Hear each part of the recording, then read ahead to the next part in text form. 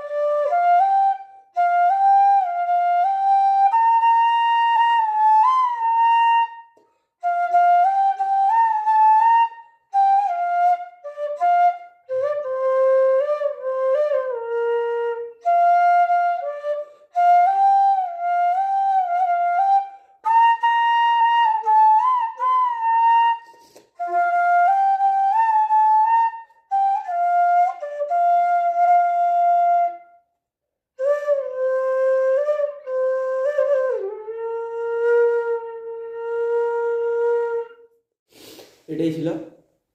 আর যদি কোনো কোনো জায়গাতে আপনাদের মনে হয় যে একটু ফিল্ডিংটাকে বেটার বানানো যায়, তখন আপনি সেটা ফুয়ের মাধ্যমে কন্ট্রোল করতে পারেন। যেমন এই জিনিসটা দেখুন, আমি সা বাজাচ্ছি অথচ বিভিন্নভাবে।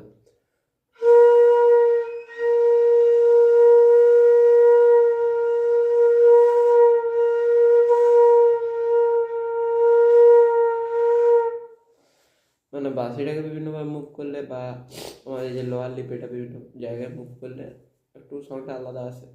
সেই জন্য সাউন্ডের এফেক্টটা ভালো আসে আর কি।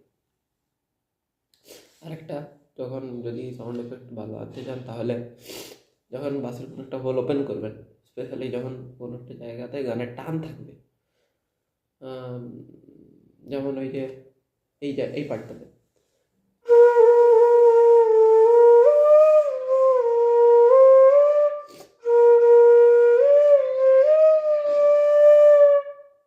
এখানে দেখুন, ওইখানে আমি যেটা সা সা সা সা নি সা গা রে সা রে গা গা গা, এইভাবে আমি জিনিস হোলটা ওপেন করলাম, সো দ্যাট এইখানে সাউন্ড এফেক্টটা একটু ভালো এলো, টান এলো একটা আলাদা রকমের। এটা শুনতে ভালো লাগে।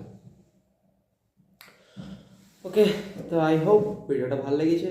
যদি হেল্পফুল মনে হয় তাহলে ভিডিওটা লাইক করবেন, চ্যানেলটা সাবস্ক্রাইব করবেন।